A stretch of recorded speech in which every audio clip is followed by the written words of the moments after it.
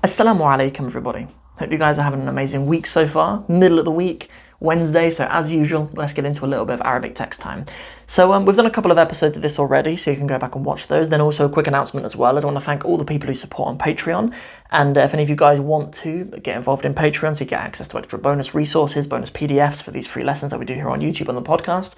You want to join in some live hangouts with me every month, you want to practice your Arabic writing with me personally, with our Arabic Writers Club, or you want private one-on-one lessons with me, you can go over and check out the Patreon. So patreon.com/Sam Martin Burr, and it's also linked below as well, so you can get stuck in. Okay, so let's get into it, inshallah. So this is actually a verse of poetry, which I've talked about a few times, and I've even been through on my TikTok as well, but I hadn't put it here on YouTube, so I thought what we'd do is we'd do a really quick little lesson on it. So, this verse of poetry is something I love so much because of one particular word in it. There's one particular choice of wording that the poet selected for this poem that I thought was just so profound. So it's really like this little shot of poetry is 4 words, okay, that we're going to learn together today. So, but this poem is by a poet who's known as the Prophet's poet, right? It's a companion called Hassan ibn Thabit, radiyallahu anhu, and he's known as the Prophet's poet. There are a number of prophets, including Al-Khansa, radiyallahu anha, and others, who at the time, during the life of our beloved messenger, he enjoyed their poetry. There's a few of the poets like that, and I find it even more kind of beautiful, really, that even the poets of the time were embracing Islam. It's such a testament to the beauty and the melody of the Quran itself that, like, even the poets, like the people who were known to have the best command over the Arabic language, were still agreeing. They were like, look, this Quran has to be from Allah. Like, this linguistic miracle, it's beyond poetry. It's beyond anything that we've seen. Like, and we are accepting Islam. I always find that something beautiful to ponder upon.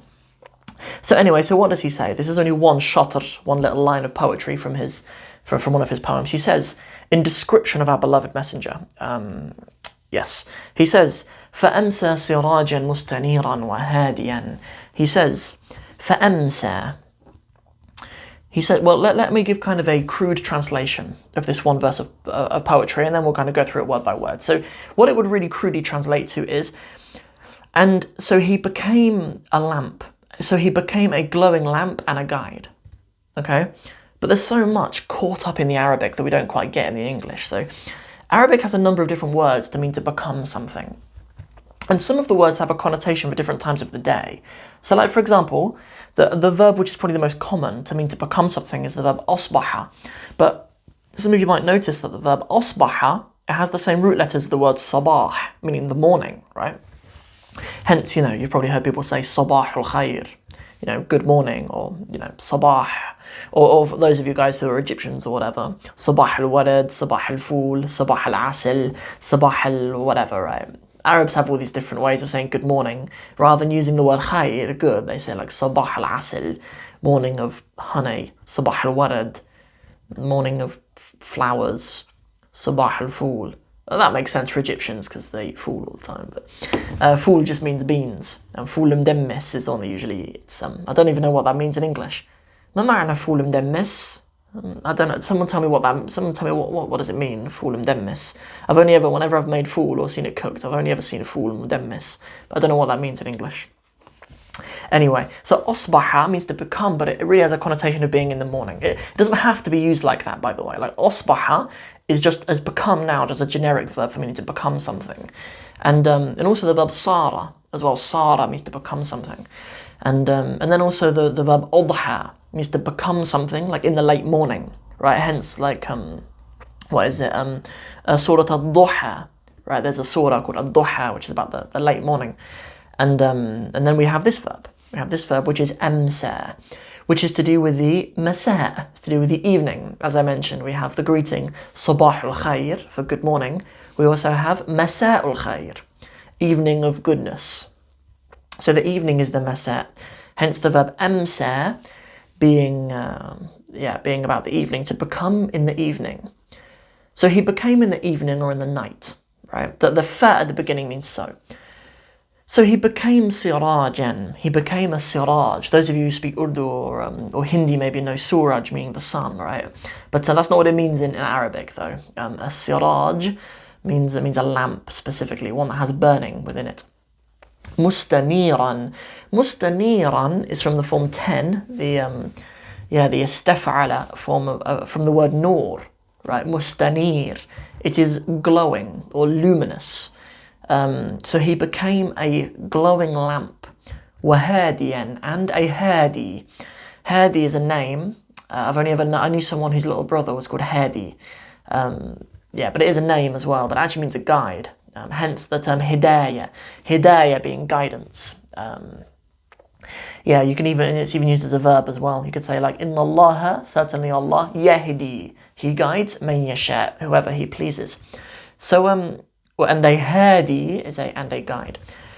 So why do I think this is so beautiful? Like, I think it's so beautiful just with the verb amsa in it. Like, why does Hassan ibn Thabit radiallahu anhu, why does he choose to say amsa rather than sara?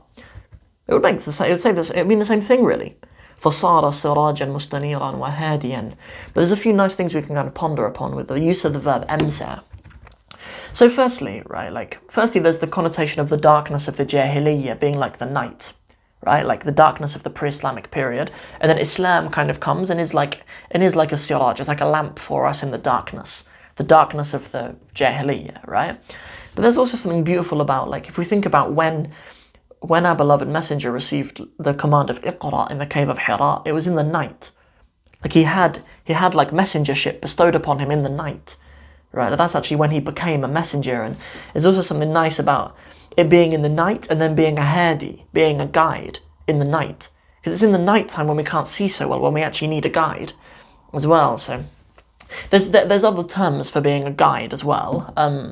But hadi works fine for that as well, for being a guide too. So I thought this was just so nice, this little verse of poetry of praise of our Prophet sallallahu alaihi wasallam. And I love a good use of the verb amsa because you don't see that verb very often. Like when I teach the lesson on Kana and her sisters, we come to some of these verbs like, ma bariha and ma infakka and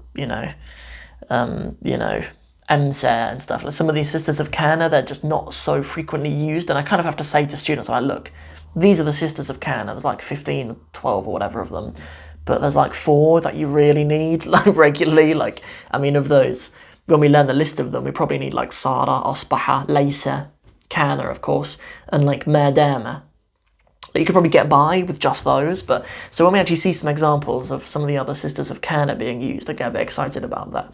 So just to demonstrate what a sister of Kana is, for those of you who aren't sure, this verb being a sister of Kana is why the word siraj has to be sirajan. Okay, what Kana and her sisters do? Kana and her sisters is just a name for a list of verbs, and what they do is they make the thing that they're describing, or the describing thing of that word, have fathas on the end, essentially, right? So if we're saying something like, the Prophet became a lamp or a guide, right? The word for guide would need to be guide-en, and in this case, sirajan or hadiyan. So kana and all of the other verbs in that list, they behave like that. There's some other kind of technical terminology, like we would call the word the Prophet in Arabic, would call that word in the structure the ism of kana. And we'd call the word for a guide, hadiyan, the khabar of kana. In the sentence, like the subject of the kana sentence and the news, if you like. Khabar really means news, right? It's the news you learn about the Prophet, right? So I was kind of trying to avoid that, but I thought I'd add it in at the end in case you can access that. So anyway, that's what we mean by sister of Kana in very brief terms, just for the sake of this text. So that is another episode of text time that we do here on the Sam Martin Bird channel every Wednesday. In our next text, we are going to be doing something from the stories of the prophets, actually. So nice actually, because on the old channel, on the Arabic in 60 Steps channel, we did a whole walkthrough of the story of Hud alayhi salam, and we're actually going to do a little passage from the very beginning of that book. So and then also I'll give you guys a link as well to the PDF as well, because you can access it online somewhere as well, so you can see it. But I'll also have the text up on the screen as we read along. So that's what we're going to be doing in our next lesson. So see you guys next Wednesday, if that's all you hang around for. But if not, obviously we have our normal Quran with Sam on Friday, and we'll also have the Sam Martin Bird show on Saturday as well. And then obviously on Monday, as we always do, we'll have the Alauddin walkthrough series. But if I still don't see you until Wednesday, then I'll see you in our little walkthrough of a passage from the stories of the prophets. Assalamu alaikum wa rahmatullahi wa barakatuhu.